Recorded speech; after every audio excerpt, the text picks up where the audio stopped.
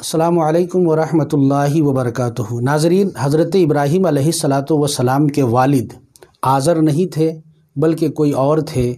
اس بات کو ثابت کرنے کے لیے آپ کچھ باتیں سماعت کریں، پھر انشاءاللہ العزیز ہم قرآن کی آیت سے یہ ثابت کریں گے کہ حضرت ابراہیم علیہ السلام کے والد آزر نہیں کوئی اور تھے۔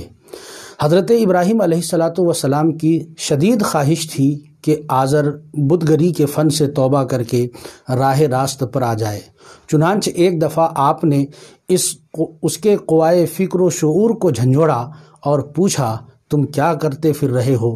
ان بتوں کے آگے سرنگوں کیوں ہوتے ہو جو دیکھنے سننے کی صلاحیت سے عاری ہے اور کسی بھی قسم کا فائدہ نہیں پہنچا سکتے؟ ہوش میں آؤ اور شیطان کی بندگی و اطاعت سے چھٹکارا حاصل کرنے کی کوشش کرو۔ تم بری طرح اس کے چنگل میں پھنسے ہوئے ہو۔ اگر اسی طرح بت گری میں مصروف رہے تو مجھے خدشہ ہے تم دوزخ کا ایندھن بن جاؤ گے اور ابدی خسران و ہلاکت کا سودا کر لو گے۔ لہذا شیطان سے ناطہ توڑو اور رحمان سے ناطہ جوڑو۔ حضرت ابراہیم علیہ السلام کی اس پرخلوص اور حکیمانہ نصیحت کا کج فکر اور غلط اندیش آزر نے الٹا اثر لیا اور بولا، اراغب انت عن آلہتی یا ابراہیم؟ اے ابراہیم، کیا تم میرے خداؤں سے برگشتہ ہو گئے ہو؟ یعنی اے ابراہیم، تم میرے معبودوں سے نفرت کرتے ہو اور مجھے بھی ان سے دشمنی اور بغض اختیار کرنے کا سبق دیتے ہو۔ تمہیں یہ بہت مہنگا پڑے گا۔ پتھر مار مار کر تمہیں ملیہ میٹ کر دوں گا اور ہمیشہ کے لیے قطع تعلق کر لوں گا۔ سراپا کرم اور مجسم شفقت حضرت ابراہیم علیہ السلام کو آزر کی نادانی اور حماقت پر ترس آیا اور دل میں کہا، میں تمہارے لیے دعائے مغفرت کروں گا، شاید تیرے دن پھر جائیں اور تو اندھیروں کو چھوڑ کر اجالوں میں آ جائے۔ آپ نے دل میں یہ بات ٹھان لی اور چچا سے وعدہ بھی کر لیا اور پھر ایک روز اس کے ایفا کے لیے تیار ہو گئے۔ جب آپ نے اس کے لیے دعائے مغفرت کی تو آپ پر یہ حقیقت واضح کر دی گئی کہ وہ مشرک اور دشمن خدا ہے اور کسی بھی حوالے سے ہمدردی و خیر خواہی اور دعا و استغفار کا مستحق نہیں۔ چنانچہ جب آپ کو یہ آگاہی عطا کر دی گئی تو آپ فوراً اپنے موقف سے دستبردار ہو گئے اور دعا کا سلسلہ ترک کر دیا۔ اس کا ذکر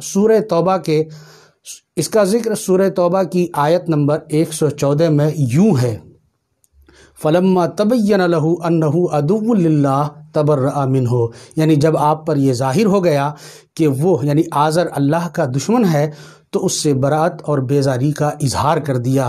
اس آگاہی کے بعد آزر کے لیے آپ کا جذبہ ہمدردی بالکل سرد پڑ گیا اور پھر کبھی بھول کر بھی آپ نے اسے یاد نہ کیا، کیونکہ جو رب جلیل کا نہیں وہ اس کے خلیل کا کیا لگتا ہے، خواہ کتنا ہی قریبی عزیز ہو اور رشتہ دار ہو۔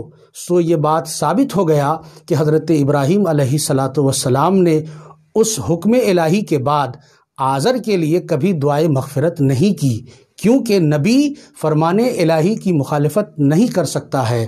لیکن دوسری طرف قرآن مجید ہی سے ثابت ہوتا ہے کہ جو آپ کے حقیقی والد تھے ان کے لیے آپ آخری دم تک دعائے مغفرت کرتے رہے۔ دعا کے الفاظ قرآن مجید کے سورہ ابراہیم میں محفوظ ہیں، وہ یہ ہیں، ربنا اغفر لی ولوالدی وللمؤمنین یوم یقوم الحساب، یعنی اے اللہ مجھے اور میرے ماں باپ کو بخش دے اور تمام مومنین کو بھی بخش دے جس دن یوم حساب قائم ہوگا۔ سوچنے والی بات یہ ہے کہ اگر آزر آپ کا باپ تھا اور کفر و شرک کی وجہ سے آپ نے اس سے بیزاری کا اظہار کر دیا تھا تو پھر یہ دعائے مغفرت کس کے لیے تھی؟ اس مشکل کا ایک ہی حل ہے کہ یہ تسلیم کر لیا جائے کہ آزر چچا تھا جس سے بیزاری کا اعلان کیا اور اس کے لیے دعا ترک کر دی، اور تارخ حقیقی والد تھے جس کے لیے آخری عمر تک دعائے مغفرت کرتے رہے، بلکہ آج بھی وہ دعا نماز کا حصہ ہے اور حضور صلی اللہ علیہ وسلم کی امت کو یہ حکم ہے کہ وہ تشہد میں یہ دعا پڑھیں۔ السلام علیکم ورحمۃ اللہ وبرکاتہ۔ اللهم صل على سيدنا ومولانا محمد، اللهم صل على سيدنا ومولانا محمد اللهم صل على سيدنا ومولانا محمد